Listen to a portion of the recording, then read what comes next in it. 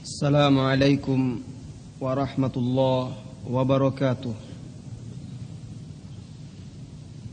Innal hamdalillah nahmaduhu wa nasta'inuhu wa nastaghfiruh wa natubu ilayh wa na'udzu billahi min shururi anfusina wa sayyiati a'malina.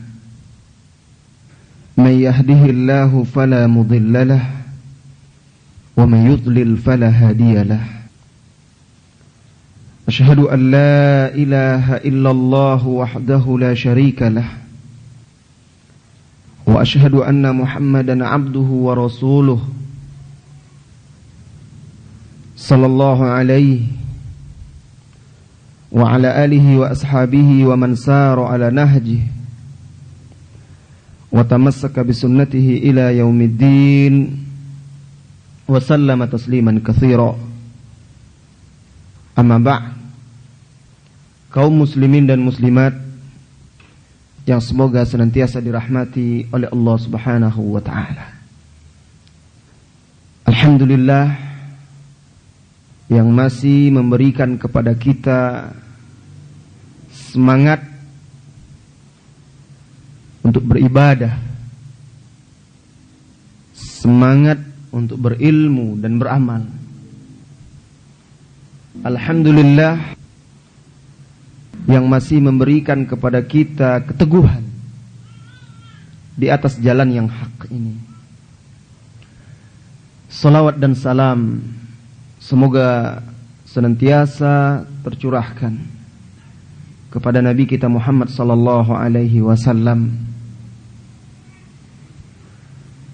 Hadirin kaum muslimin dan muslimat rahimakumullah. Pagi ini tetap kita lanjutkan pembahasan kita seputar bakti kepada ibu.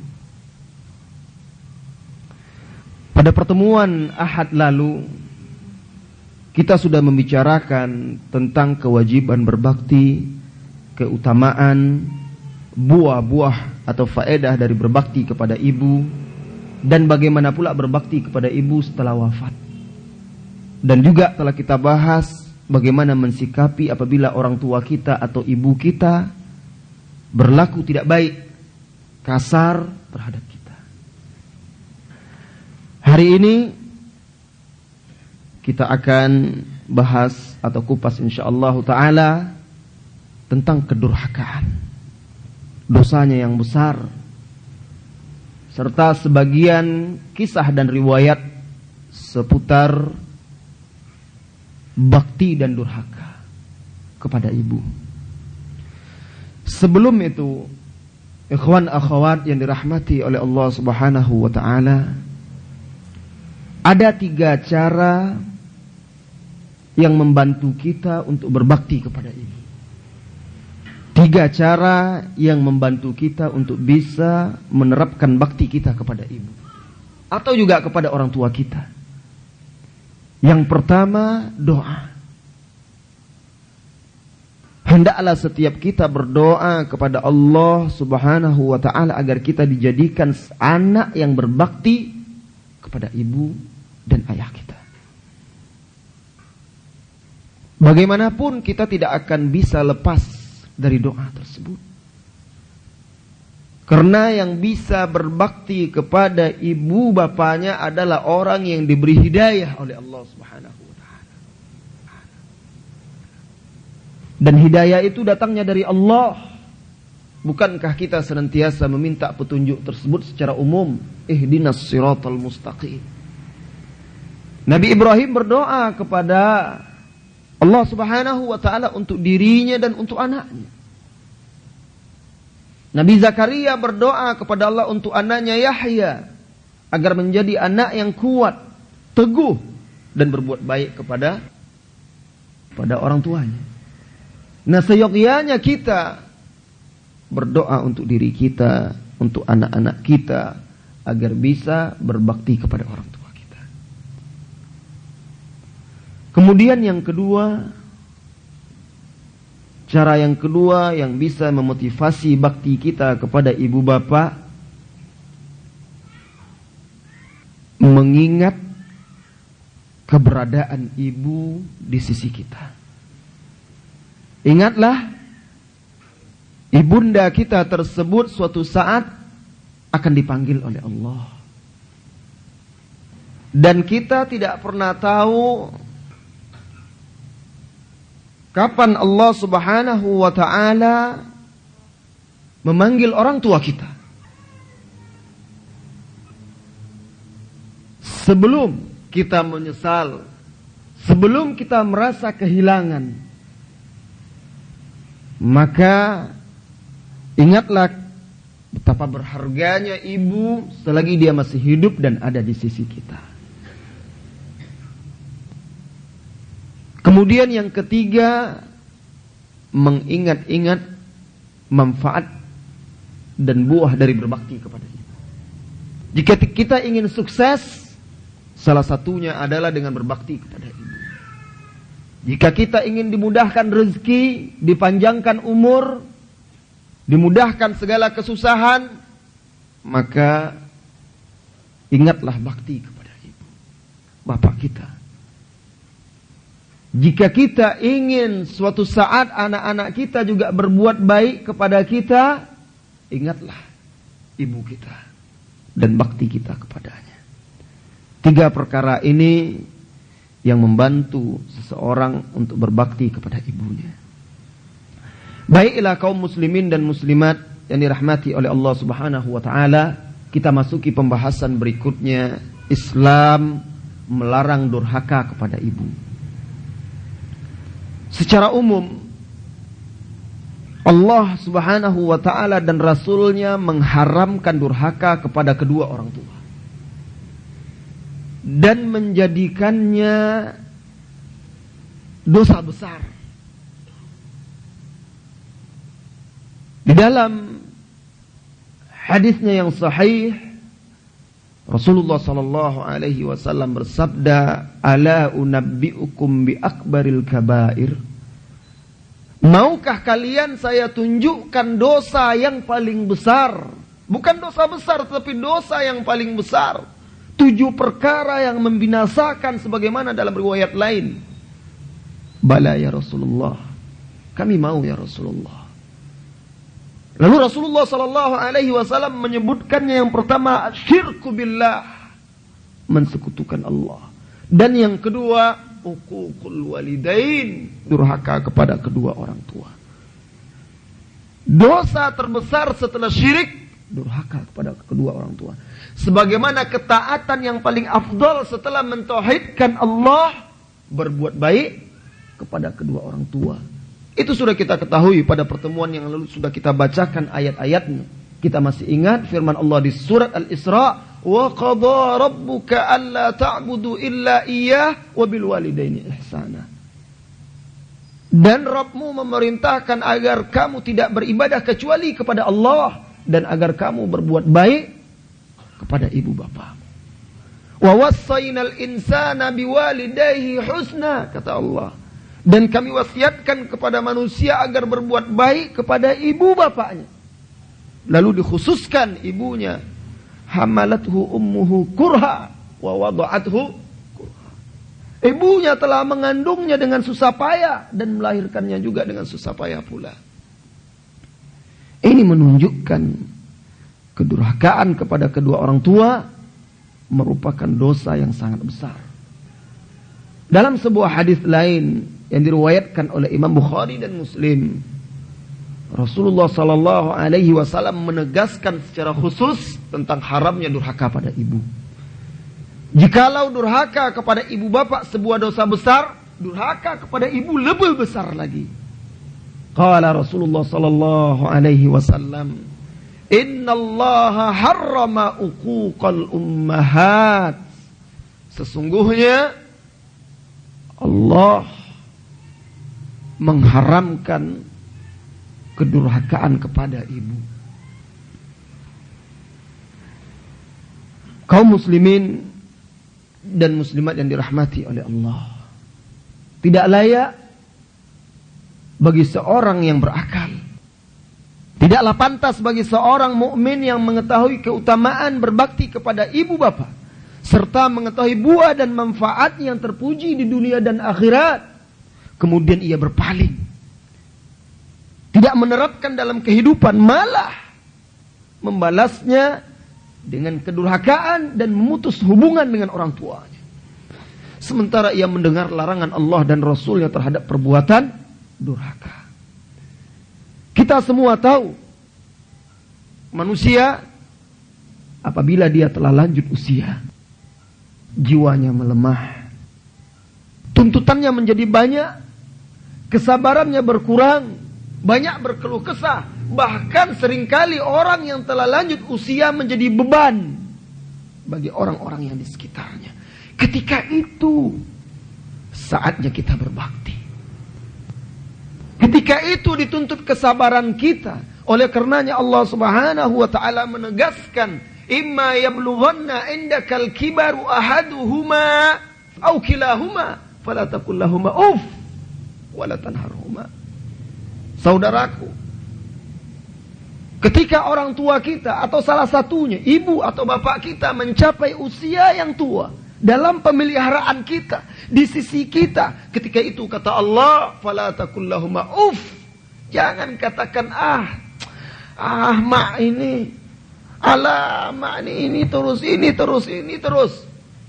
Sering kita dapatkan anak-anak yang berdecah, yang mengatakan yang membentak, yang membantah ibunya dengan suara yang lantang dan keras. Alamak, begini, begitu dan segala macamnya. Kita mungkin menganggap itu remeh.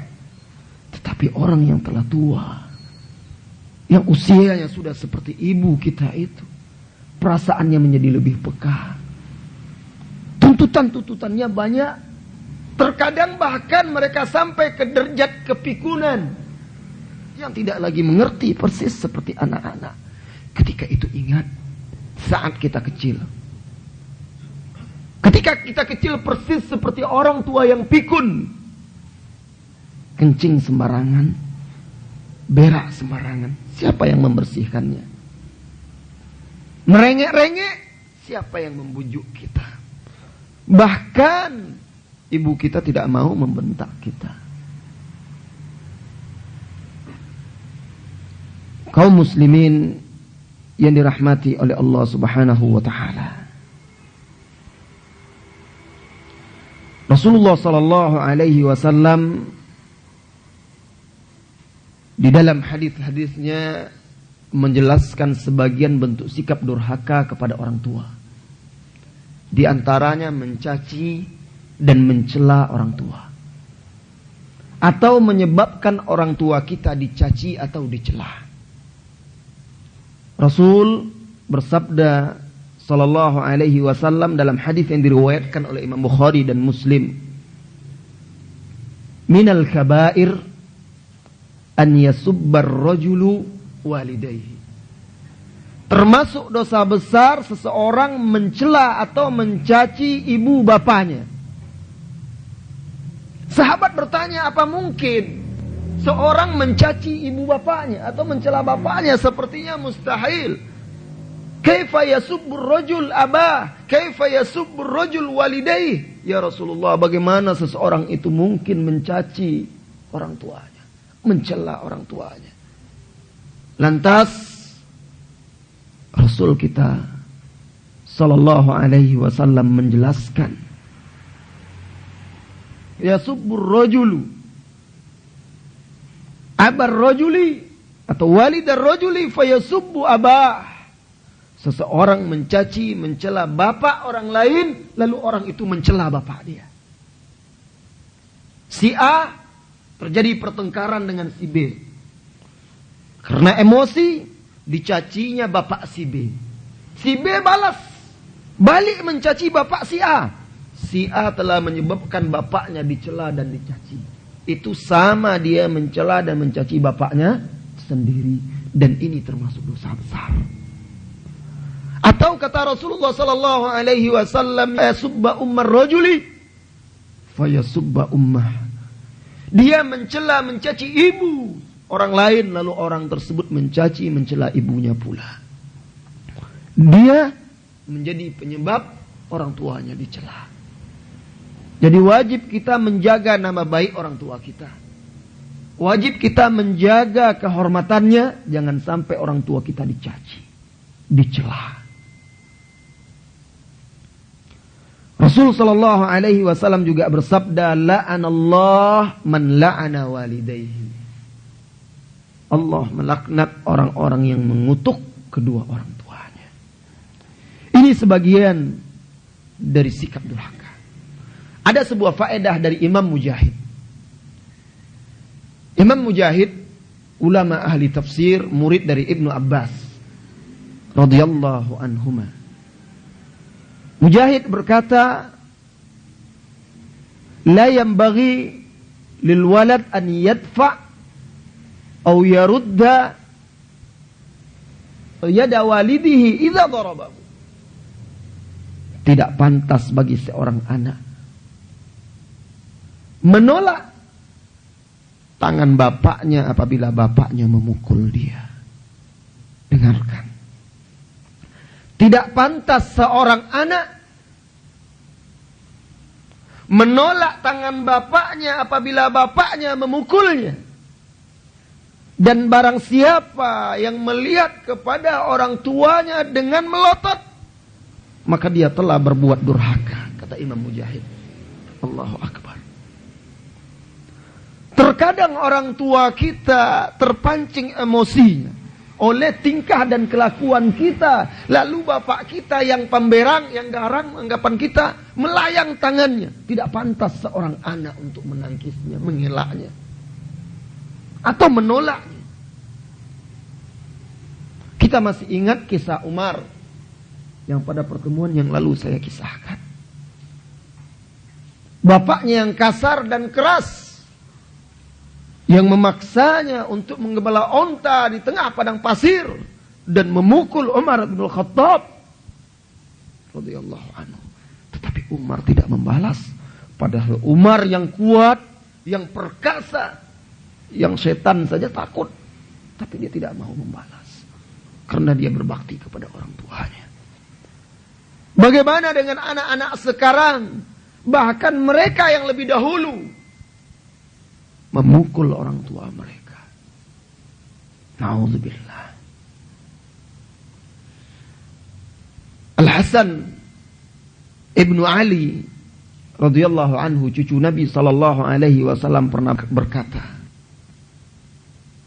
kalau Allah mengetahui ada kedurhakaan yang lebih kecil dari kalimat niscaya Allah akan mengharamkannya. Tapi tidak ada lagi. Seperti itu sudah durhaka dan diharamkan oleh Allah subhanahu wa ta'ala. Kaum muslimin dan muslimat yang dirahmati oleh Allah. Dampak buruk dari kedurhakaan yang lain, anak yang durhaka tidak masuk surga. Anak yang durhaka tidak akan dilihat oleh Allah pada hari kiamat. Ini sesuai sabda Rasulullah sallallahu alaihi wasallam dari Ibnu Umar. Beliau bersabda sallallahu alaihi wasallam, "Thalathun la yanzurullahu ilaihim." Ada 3 orang yang Allah tidak melihat kepadanya yaumal qiyamah, pada hari kiamat. Orang-orang beriman akan dipandang dengan pandangan rahmat, akan dilihat dengan penglihatan kasih sayang Allah Subhanahu wa taala. Tetapi 3 orang ini tidak dilihat sebagai penghinaan kepadanya. Di hari kiamat akan tidak dipedulikan oleh Allah. Siapa mereka? Lalu Rasulullah sallallahu alaihi wasallam menjelaskan, al-aqul lil walidai, anak yang durhaka kepada kedua orang tuanya, wa mudminal khamri, pecandu minuman keras, khamar dan sejenisnya,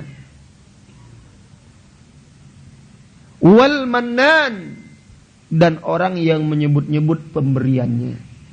3 orang ini tidak dilihat oleh Allah pada hari kiamat. Anak yang durhaka kepada orang tuanya. Kemudian pemabuk, orang yang suka meminum minuman keras. Kemudian ketiga, orang yang menyebut-nyebut pemberiannya. Mannan, Allah Subhanahu wa taala berfirman di surat Al-Baqarah, "Wala tubtilu shadaqatikum bil manni wal adha." Jangan kalian merusak pemberian-pemberian kalian, sedekah-sedekah kalian dengan menyebut-nyebutnya dan menyakiti orang yang kalian beri. Bukan menyakiti dengan fisik, maksudnya dengan kata-kata. Sudah kita beri, kita sebut-sebut pula, itu merendahkan dia. Malulah dia. Seolah-olah banyak betul budi kita kepada dia. Nah ini. Kemudian Rasulullah SAW melanjutkan, wa thalathun la yadkhulul jannah, dan ada 3 orang pula yang tidak akan masuk surga. Al-aqulil walidain, anak yang durhaka kepada orang tuanya. Wad dayus, siapa dayus? Dayus laki-laki yang tidak memiliki rasa cemburu terhadap keluarganya, tidak memiliki kecemburuan terhadap istrinya, walaupun istrinya melanggar agama Allah, walaupun istrinya berkhalwat dengan pria-pria lain, walaupun istrinya berjalan bersama pria-pria lain, walaupun istrinya membukakan pintu dan mempersilahkan masuk pria-pria lain yang bukan mahramnya, tidak ada kecemburuannya. Inilah dayus. Kemudian yang ketiga, wal mutarajjilah, wanita-wanita yang menyerupai laki-laki atau sebaliknya. Hadis ini diriwayatkan oleh Al-Hakim, An-Nasa'i, Ibnu Hibban dan lain-lainnya. Kaum muslimin dan muslimat yang dirahmati oleh Allah, anak yang durhaka amalannya tidak diterima. Dari Abu Umamah Al-Bahili, ia berkata, qala Rasulullah sallallahu alaihi wasallam, salatun la yaqbalullahu minhu syai'. Ada 3 orang yang Allah tidak akan menerima amal mereka. Al-aq, seorang yang durhaka. Wal mannan, orang yang menyebut-nyebut pemberiannya. Wal mukadzib lil qadar, dan orang yang mendustai takdir Allah. Hadis ini diriwayatkan oleh Ibnu Abi Asim dalam kitab As-Sunnah dengan sanad jayyid sebagaimana dijelaskan oleh Syekh Al-Albani rahimahullah taala. Itulah dia besarnya sikap durhaka kepada orang tua, khususnya kepada ibu. Selanjutnya kita masuki kisah-kisah bakti para ulama-ulama dahulu, mulai dari generasi sahabat dan seterusnya. Mudah-mudahan kisah-kisah ini bisa menjadi teladan dan cerminan bagi kita untuk memperbaiki akhlak kita kepada ibu kita. Abu Hurairah, siapa yang tidak mengenal nama ini? Semoga Allah meridainya. Sahabat Nabi yang paling banyak meriwayatkan hadis-hadis. Sahabat Nabi yang paling banyak hafal hadisnya. Abu Hurairah menjadi contoh dan teladan dalam bakti kepada ibunya. Abu Hurairah menuturkan, aku hijrah dari Zahran menuju Rasulullah sallallahu alaihi wasallam untuk beriman. Lalu aku menetap di sana bersama ibuku, dan ibuku senantiasa mencela Rasulullah sallallahu alaihi wasallam. Aku marah kepada ibuku. Lalu aku pergi menemui Rasulullah sallallahu alaihi wasallam dan berkata kepadanya, ya Rasulullah, inna walidati yasubbuk, sesungguhnya ibuku mencelamu ya Rasulullah. Ia mencelamu dan aku tidak menyukai itu. Tetapi kemarahan Abu Hurairah bukan membuat dia berlaku buruk, malah dia datang kepada Rasulullah dan berkata, ya Rasulullah, doakan ia wahai Rasulullah. Doakan ibuku. Dia tidak suka ibunya mencela Nabi sallallahu alaihi wasallam. Lalu Rasulullah menengadahkan kedua tangannya ke atas langit dan berdoa, Allahumma hdi Allahumma hdi umma abil hir. Ya Allah, tunjukilah ibu Abu Hurairah. Abu Hurairah berkata, ya Rasulullah, doakanlah kepada Allah agar ia menjadikan aku dan ibuku mencintai orang yang soleh dari kaum muslimin. Lalu Rasulullah kembali mendoakan, ya Allah, jadikanlah keduanya mencintai orang yang soleh dari hamba. Abu Hurairah, setiap kali dia mau pergi meninggalkan rumahnya, dia berhenti dahulu di pintu kamar ibunya. Lalu diucapkannya salam dan didoakannya ibunya. Begitu juga ibunya mendoakan Abu Hurairah. Pulang dari luar rumah, dari pekerjaannya di luar rumah kembali.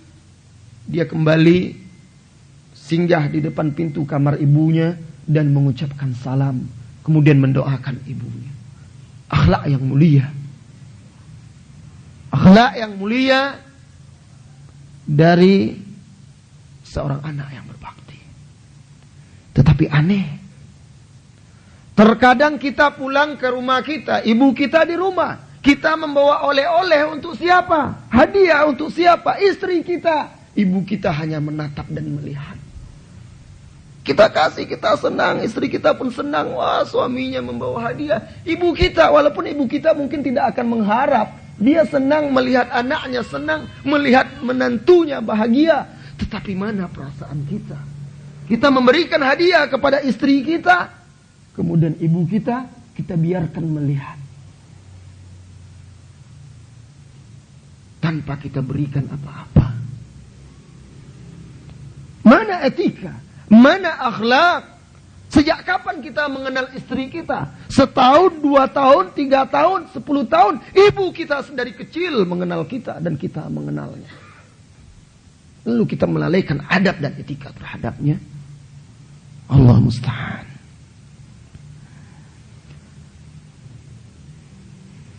Kisah lain yang pernah saya sampaikan pada pertemuan yang lalu, kita ulang kembali. Seorang laki-laki dari Yaman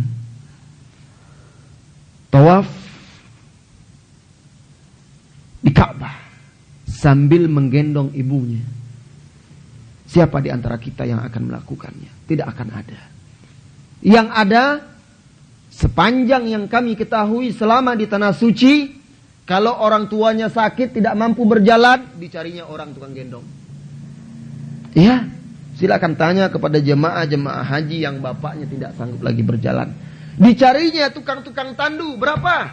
500 real, bayar. Dicarinya anak-anak muda yang kuat yang mencari duit untuk itu. Tolong dorong kursi bapak saya, ibu saya. Dia sehat, dia ngapain?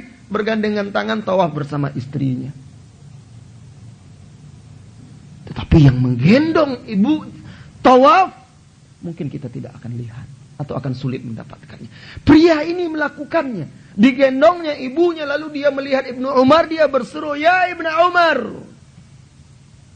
Wahai Ibnu Umar, apakah menurutmu aku telah membalas kebaikan ibu saya? La. Tidak sama sekali, walau talqa wahidah. Sekalipun hanya satu tarikan napas ibumu ketika melahirkanmu, engkau tidak akan bisa membalasnya. Allahu Akbar. Betapapun, apapun yang kita lakukan, sepanjang usia kita untuk membalas kebaikan ibu kita, itu tidak akan bisa sepenuhnya membalas budinya. Rasulullah SAW bersabda, la yajzil waladu al-walid. Seorang anak tidak akan bisa membalas budi baik orang tuanya, illa kecuali idza wajadahu mamlukan, kecuali apabila sang anak mendapatkan bapaknya dalam sebuah perbudakan, kemudian dibeli, tsummashtarahu liyu'tiqahu, kemudian dibelinya untuk memerdekakannya, baru bisa. Hadis ini sahih, diriwayatkan oleh Imam Muslim. Kisah lain, seorang ulama yang menjadi ulama karena doa ibunya. Hasan Muhammad Abul Walid An-Naisaburi berkata,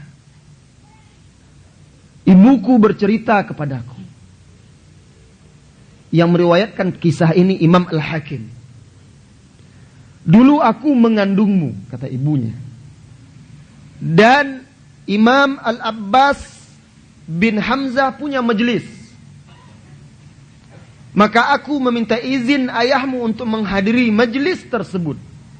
Ibu itu dalam keadaan hamil sengaja menghadiri majelis-majelis ilmu, meminta izin kepada suaminya untuk membiasakan anak yang di dalam kandungannya. Lalu aku minta izin kepada ayahmu dan dia mengizinkan. Suatu ketika di akhir majelis, Al-Abbas bin Hamzah berkata, berdirilah kalian. Semuanya berdiri. Lalu Al-Abbas bin Hamzah berdoa dan aku pun ikut berdoa ketika itu. Aku berdoa kepada Allah, ya Allah, anugerahkanlah aku seorang anak yang berilmu, anak yang alim. Lalu ibunya bercerita. Lalu aku pulang ke rumah dan malam harinya aku bermimpi. Di dalam mimpi tersebut seseorang mendatangiku dan ia berkata, abshir, abshiri, bergembiralah wahai wanita. Sesungguhnya Allah telah mengabulkan doamu dan menganugerahkan kepadamu seorang anak laki-laki dan menjadikannya seorang alim serta hidup sebagaimana bapaknya hidup. Ibuku berkata, kata Hasan Muhammad Abdul Walid, dan bapakku hidup 72 tahun. Jadi umur bapaknya 72 tahun. Kemudian dia berkata, saat ini telah sempurna usiaku 72 tahun.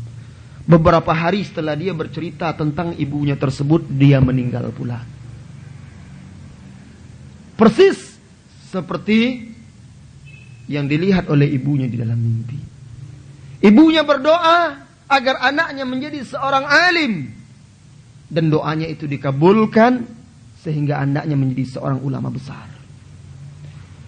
Para ibu, doakanlah anak-anak agar mereka menjadi anak yang soleh dan diberkati oleh Allah Subhanahu wa taala.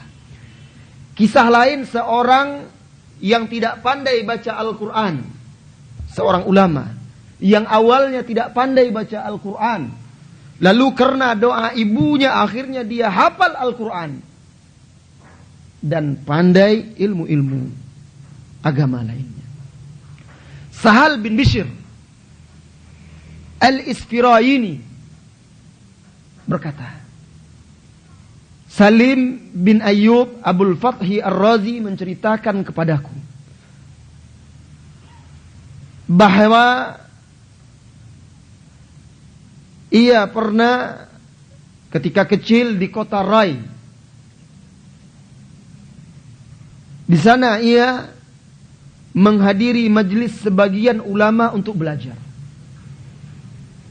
Usianya ketika itu masih kecil, sekitar belasan tahun. Lalu hadirlah dia di suatu hari di majelis halaqah Al-Quran. Sampai giliran dia, gurunya berkata, Fulan, maju, giliran anda. Maju. Baca Al-Fatihah. Tidak pandai dia. Dibacanya Al-Fatihah, lidahnya patah-patah. Berat dan keluh rasanya. Dia tidak sanggup. Gurunya bertanya, apakah engkau mempunyai ibu? Alaka walidah? Qala na'am. Ya, saya mempunyai ibu. Idzan irji ilaiha. Kalau begitu pulanglah, temui ibumu dan minta ia mendoakanmu.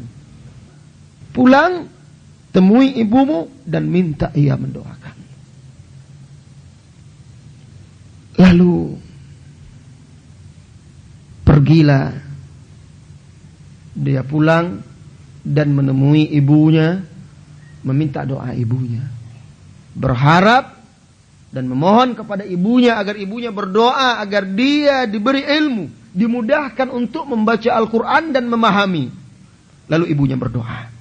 Ketika usianya mulai menginjak dewasa, pergilah dia belajar ke Baghdad. Dan di sana dia belajar dari ulama-ulama sampai dia hafal Al-Quran, bisa ilmu bahasa Arab, mempelajari kitab fikih Mukhtasar Al-Muzani. Kitab muridnya Imam Asy-Syafi'i. Ketika dia kembali ke kampung halamannya di Rai, dia sudah membuka majelis. Dia menjadi guru, mengajar kitab fikih. Gurunya yang dahulu sudah tua datang. Heran dia melihat anak itu masih muda, sekarang sudah mengajar. Lalu ditanyanya, bagaimana engkau belajar? Lalu apa kata anak tersebut? Mengingatkan gurunya tersebut, pulanglah engkau ke rumah ibumu, minta doa ibumu. Tertawa gurunya, ingat, oh ini murid saya yang dulu. Nah, ini. Begitulah doa seorang ibu. Rasulullah SAW bersabda, salasu da'awat yustajabulah.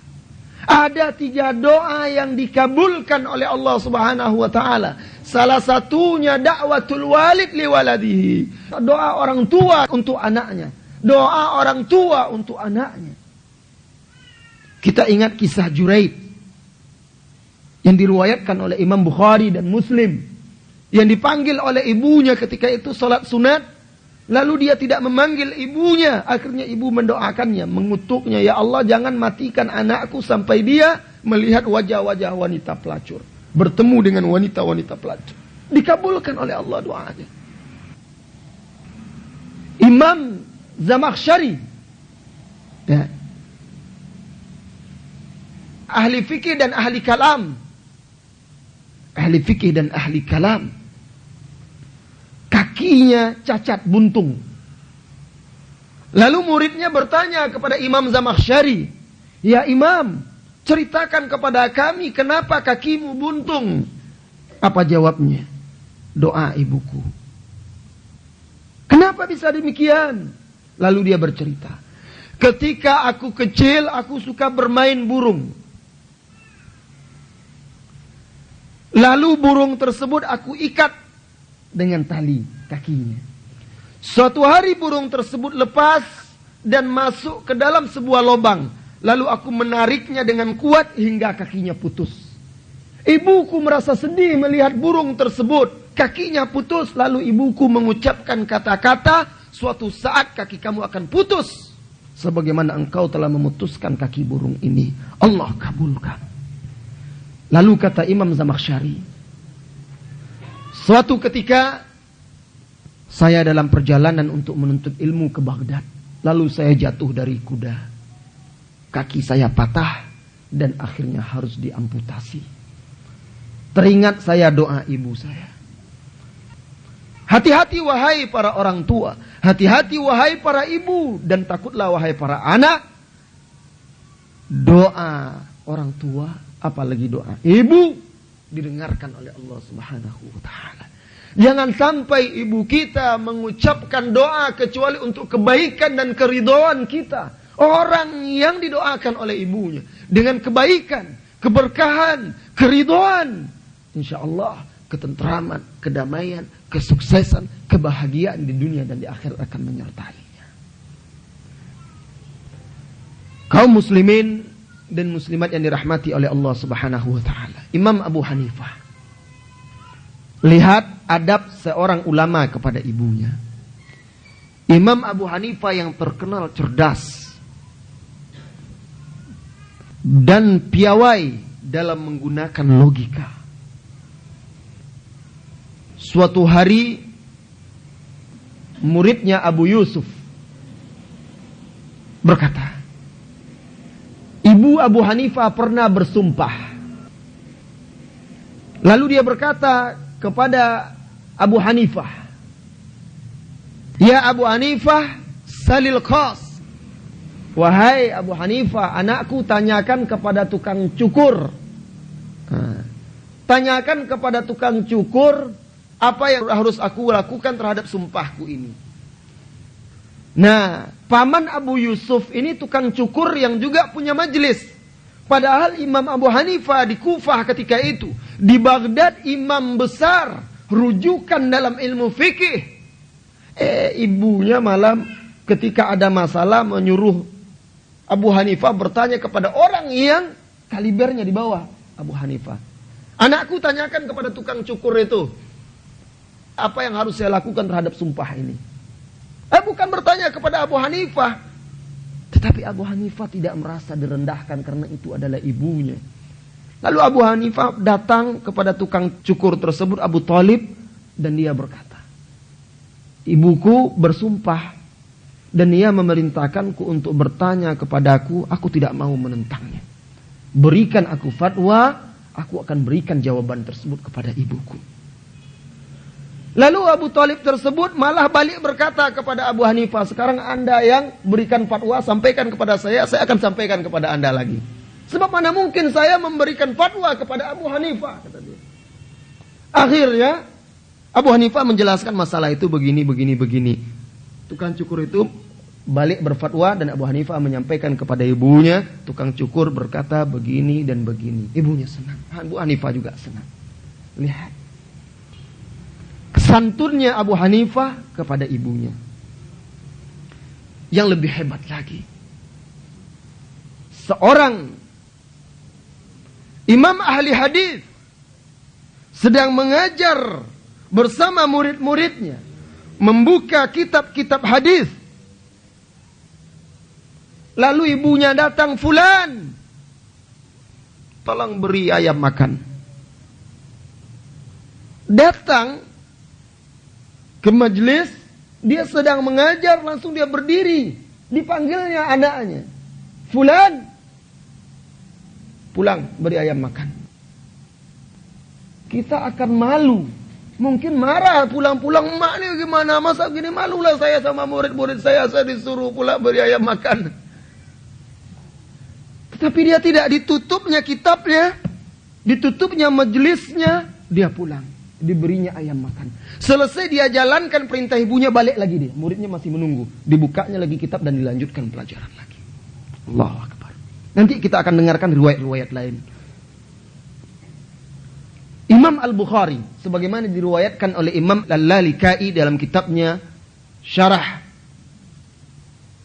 Usul I'tiqad Ahli Sunnah wal Jamaah. Imam Al-Bukhari di masa kecilnya kehilangan penglihatan, tidak bisa melihat. Dan ibunya senantiasa berdoa agar anaknya bisa melihat. Akhirnya dia bermimpi, dalam mimpi tersebut disampaikan bahwa Allah telah mengembalikan penglihatan anakmu. Keesokan harinya ternyata anaknya telah bisa melihat. Karena doa seorang ibu, tentunya ibu yang soleh, ibu yang solihah, ibu yang taat kepada Allah. Tetapi kalau ibu yang suka berbuat maksiat, tidak menjalankan sholat, lalai, bagaimana doanya akan didengar oleh Allah Subhanahu wa ta'ala.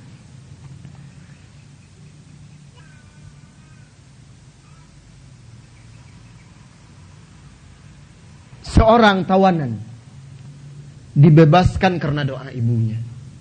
Abdurrahman bin Ahmad berkata, aku mendengar ayahku berkata, seorang wanita datang kepada Imam Al-Hafidh Baqi bin Mukhallad, salah seorang imam besar, Baqi bin Mukhallad. Datang seorang wanita sambil menangis kepada imam tersebut. Lalu dia berkata, hai imam, anakku ditawan oleh tentara Romawi. Aku tidak memiliki harta untuk menebusnya. Aku tidak memiliki apa-apa kecuali sebuah rumah kecil. Dan dia adalah anakku semata wayang. Tolong beri aku saran, atau tolong carikan orang yang bisa membantuku untuk menebus anakku. Aku tidak mungkin berpisah dari anakku. Aku tidak tidur siang dan malam, tidak lagi merasakan makan yang enak, memikirkan nasib anakku. Kemudian Imam Baqi tertunduk, lalu dia berdoa kepada Allah Subhanahu wa ta'ala. Dan sang ibu ikut berdoa pula ketika itu. Melihat Imam Al-Baqi berdoa, ibu tersebut ikut berdoa pula. Lalu Imam Al-Baqi berkata, pulanglah dahulu bu, saya akan pikirkan yang terbaik untuk anak anda. Pulanglah wanita tadi. Beberapa waktu setelah itu, selang beberapa lama, wanita tersebut datang lagi. Tetapi datang dengan membawa seorang pemuda dan berkata,